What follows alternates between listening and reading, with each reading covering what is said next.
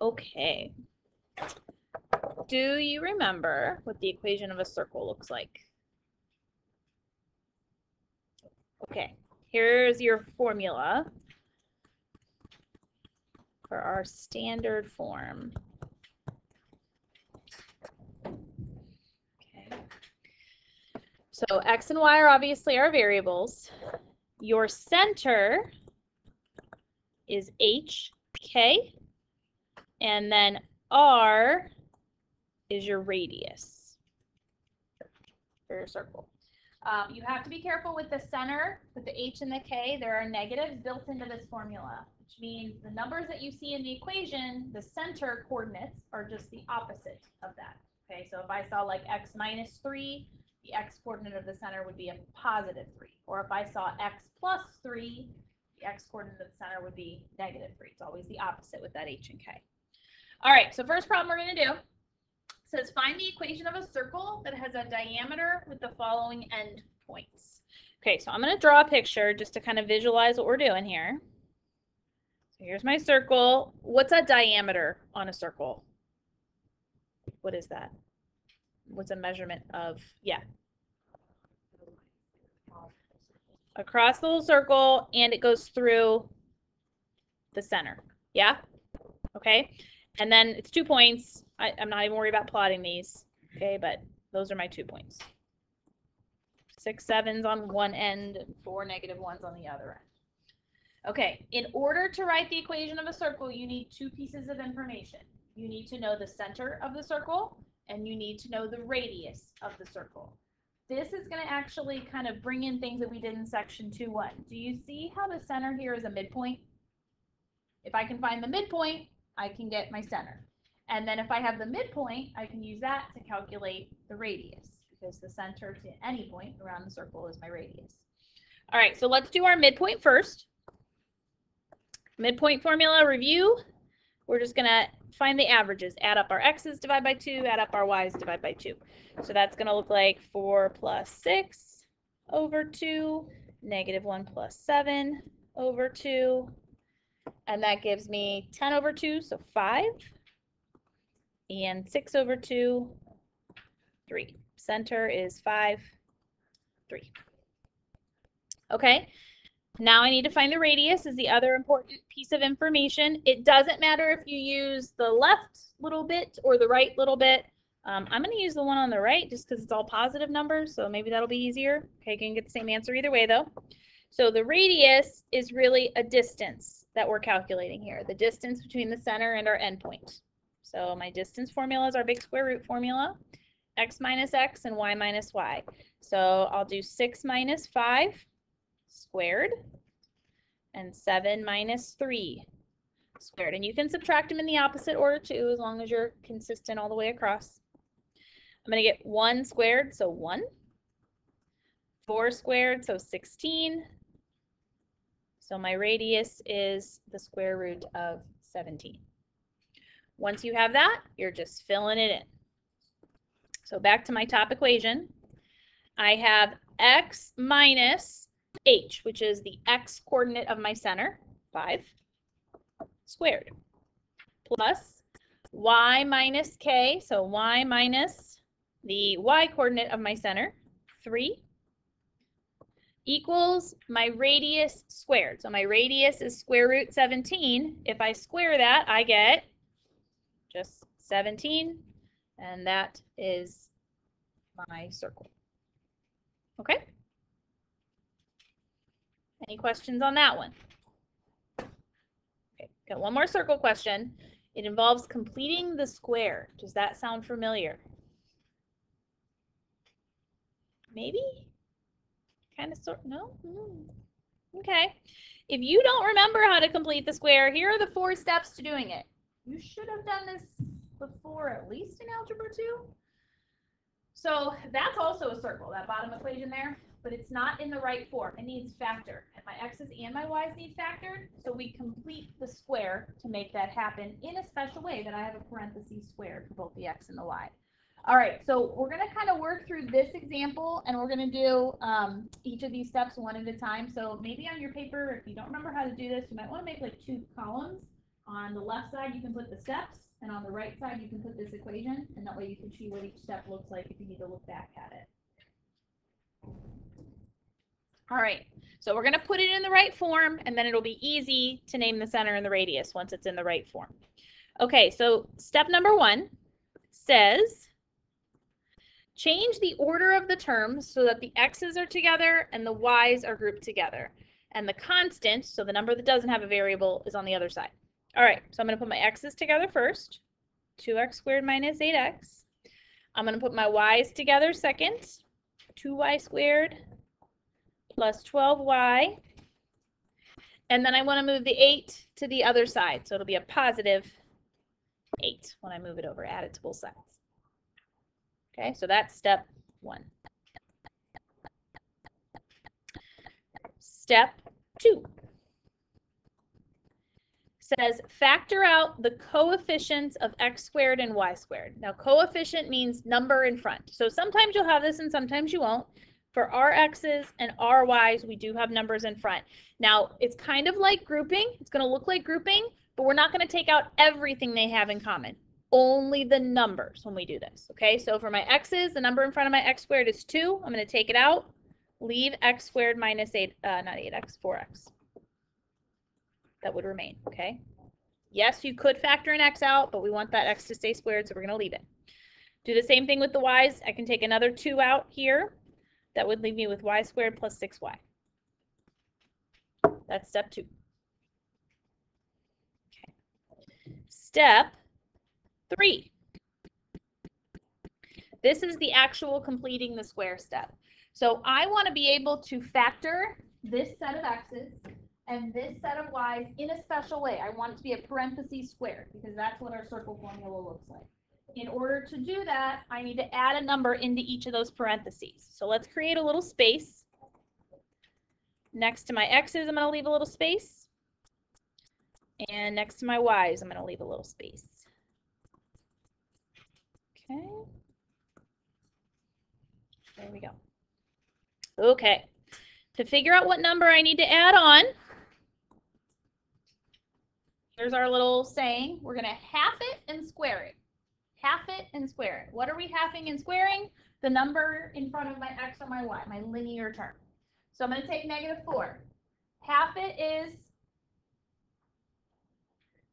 half of -4.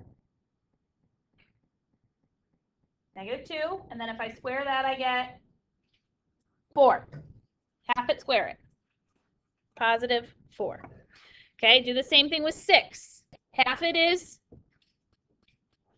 3, square it, 9. Okay, now you're not allowed to just add whatever you want to any side of an equation, right? You have to keep it balanced. So we've got to add the same amount to both sides. So we have to be careful here. There is a 2 out front of both of these parentheses. So when I put a 4 in here, I'm not really adding 4 to that side of the equation. What am I really adding? 2 times 4, I added 8. And then here, when I put this 9 in, that 9 is multiplied by 2, so I added 18. So we're going to add those values to the other side. An 8 to balance out my 4, and an 18 to balance out my 9. Okay, that's all you have to do is completing the square. The rest of it is just simplifying and factoring, which we reviewed yesterday. So, a different color. I'll just use blue. Bring my 2 down. X squared minus 4x plus 4. Let's factor it. Give me 2 numbers that multiply to 4 and add to -4. -2 and -2. So I could write x minus 2, or to shorten that, x minus 2 squared. That's what we want each time, a binomial squared. Plus, do the same thing with the y's. Give me 2 numbers that multiply to 9 and add to 6. 3 and 3. So I could write y minus 3, or I could write, or y plus 3 squared. On the other side, 8, 8, and 18 give me 26, 34. It almost looks like a circle except what? What's different about this than our circle equation now? It's real close. Yeah, you have those 2s, so how about we just divide everything by 2? Simplify a little bit. So it'll give me x minus 2 squared plus y plus 3 squared. Those 2's cancel, equals 17. And that's the equation of our circle. Once you have it in this form, you can pretty much answer anything you want. Can you tell me what the radius of this circle is?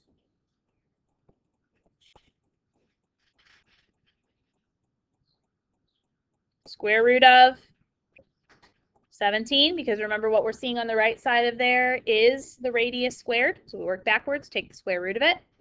The center is my h and k values. What's my center? Yep, remember to use the opposites, 2 and -3. And that's it. Okay. Is this ringing a bell at all, maybe? Your math teachers might have called this like finding the magic number. Does that sound familiar? No? Okay. All right. Well, you might see it. I believe the circuit training this week is on circles too. Yeah? Or no, next week's going to be on circles. This is just a little more review, I guess. There might be like one circle on here. Next week will be on circles, so this will be helpful. All right. Questions on circles? All right, so that's the end of 2-2. Remember that assignment's due on Friday, okay? 2-3, this guy isn't due till like next week sometime. Lines, we're just gonna do a little bit of this each day, then we'll do a little today, a little tomorrow, a little on Friday. This is the only other lesson this week, okay? Most of this should be review for you. I am hoping that this lesson comes very, very easy to you. All right, so let's just do a few things today, nothing crazy. I hope that most of this you do not have to write down, okay? Just refreshing, it's on Polaris if you need it. So we all know what slope of a line means, right? Measures the steepness of a line. It's a positive slope, it's going up from left to right. Negative slope, it's going down from left to right. We always read graphs from left to right. Your slope formula between 2 points is at the bottom here. Okay, so sometimes we call our slope, we use an m to represent it, rise over run. We use that a lot for like counting it on a graph. To calculate it between 2 points, it's the difference in the y's divided by the difference in the x's. So that formula is y2 minus y1 on top and x2 minus x1 on the bottom. y2 minus y1 over x2 minus x1.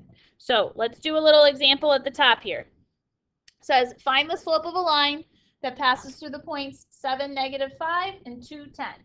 So just like our distance formula, it doesn't matter which point I call point 1 and which point I call point 2. As long as you're subtracting the x's and the y's in the same order each time, you're fine. So let's do like q minus p. Okay, we'll call q point 2 and p point 1. So I'm going to subtract my y's on top first. 10 minus -5. I'm going to subtract my x's on the bottom second. Now this is where you want to be careful. I started with 10 on the top, so I need to make sure on the bottom I start with 2, the coordinate that goes with it. Otherwise your sign will be off with your slope. So I'm going to get a 15 on top minus a negative. -5 on the bottom, and it reduces to -3. So if you were to graph this, you might see this question in Math Excel. Is this line increasing, decreasing, or constant? What do you think? Increasing, decreasing, or constant? Decreasing. Decreasing, because it has a negative slope from left to right. Okay? All right. 2 more ways that we write equations of a line once we've got the slope. Point slope form and slope intercept form. If you don't remember them, write them down. Point slope form is this guy. Slope intercept form, which we're going to use more often, is our good old y equals mx plus.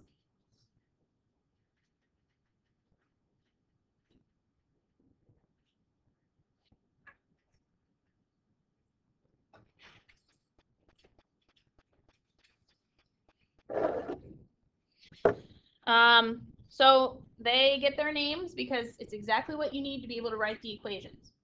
Slope intercept form, m is my slope, b is my intercept, my y-intercept. As long as you have a slope and a y-intercept, you can use slope intercept form. Point slope form, you need any point on the line and the slope. So slope still is m, x1 and y1 are the point on the line. And you can simplify this, like distribute and move this guy over to make it look like this. So this again is kind of like personal preference. Most of our answers are going to need to be in slope-intercept form, so it's up to you if you solve the problem just with that form, or you use point-slope form first and then convert at the end. As long as you're getting the right answer, I don't care which way you do it. All right, so we're going to do one of these together, and then I'm going to let you try a couple with partner here. So we're going to find the equation of the lines with the following properties. The first one says we want it to pass through the point 3, 4 and have a slope of -2. We want our answers in slope-intercept form, so remember we're looking for our two main goals here, an M and a B, slope and a y-intercept. I have the slope. I have M. I also have a point, X and Y. So if we're looking at that equation, I have 3 of the 4 things that I can plug in. So let's just do that, because if I can plug 3 of the 4 things in, there's only one variable left, B, and that's what I can end up solving for. My Y is 4. My M is -2. My X is 3. B we don't know, but we can figure out. So 4 equals -6 plus B, and then B is what? Is it? 10. Yep. So final answer, Y equals -2x plus 10. You're only going to fill in your slope and your y-intercept. You want to leave X and Y to be able to graph it and answer questions or whatever in the next steps if we need to. Okay? So with your partners, try the next 3. See what you can do. Intercepts, here's my hint. These are points. Write the points down. That might be helpful.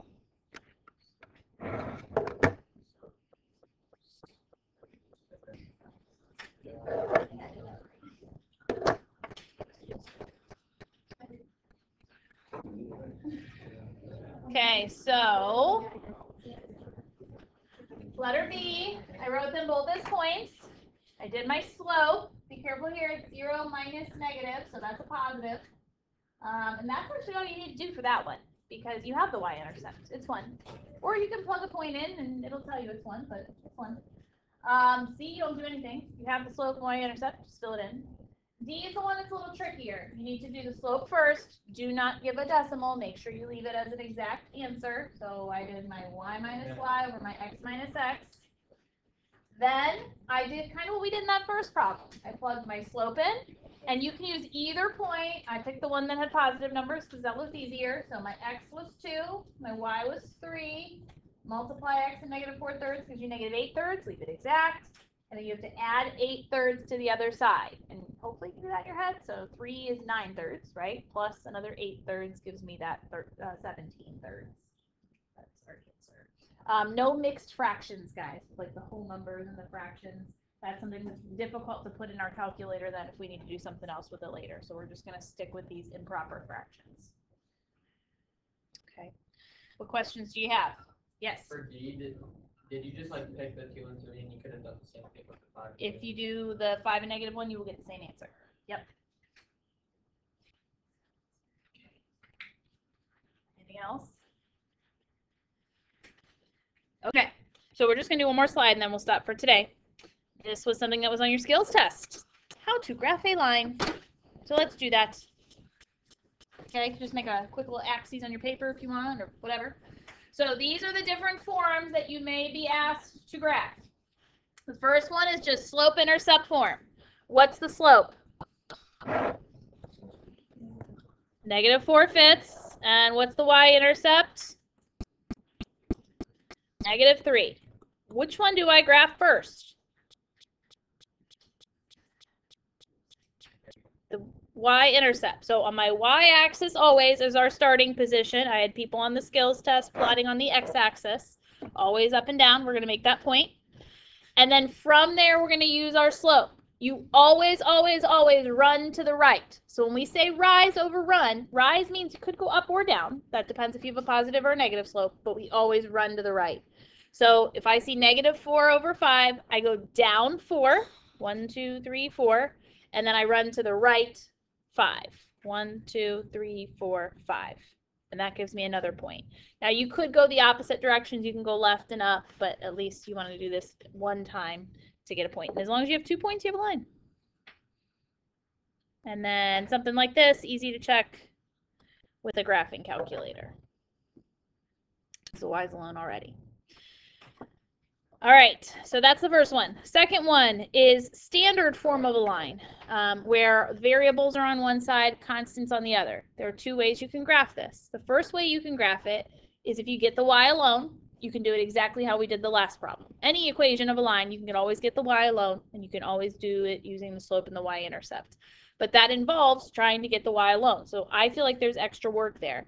If I'm going to graph standard form, here's how I'm going to do it. Again, all we need are 2 points. The 2 easiest points to get, any 2 points in an XY table, are the intercepts, where the x and the y are equal to 0. If I plug 0 in for x, everybody agree this whole term just disappears? Right? So then, can you tell me what y equals? It's got to be -9. That's my y-intercept, -9. And if I plug 0 in for y, this term will disappear. So what does x equal? 27/6. So 4.5. -4.5. Yep. And you plot those 2 points and you're done. No rearranging the equation, no slope and y-intercept necessary. So y-intercept on my y-axis, I make a point at -9. X-intercept on my x-axis, I make a point at -4.5.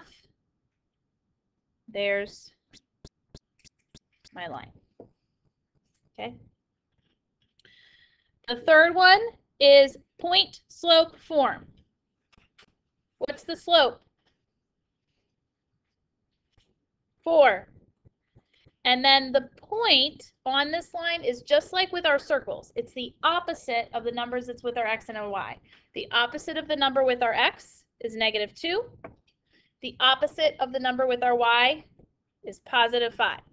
Those 2 pieces of information you can graph with. The only difference between this and letter A is I'm not going to start on the y-axis. I'm going to start at that point because that point's on my line. -2,5. And then from there, I'm going to graph a slope of 4. So remember, that's like a 4/1. We're going to rise 4 and run 1. 1, 2, 3, 4 over 1. Okay, again, if you don't want to do that, you can always solve for y, get the y alone, and graph using the slope and the y-intercept. The last one is y equals 6. So this one's special. What kind of line is it if it's y equals a number? It's a special line. I heard somebody say it. Starts with an H. Horizontal. Which means all you have to do is go up to 6 on your y-axis and draw your line. Now, what if it was like x equals, I don't know, 4? What's that? It's vertical. So how would I graph that?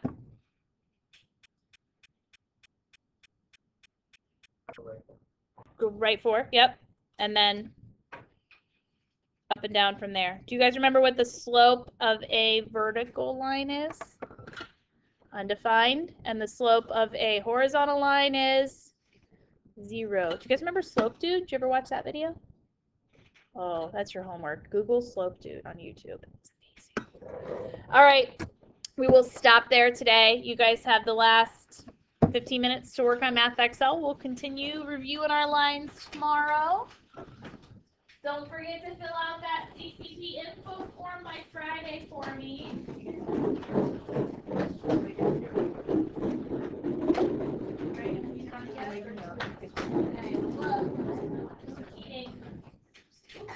In the bin. 26. Is everybody in there? No. All right, you grab your phone.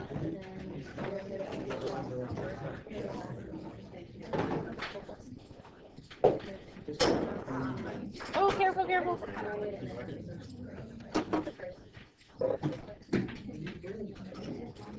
Remember to get that 2-1 Math Excel.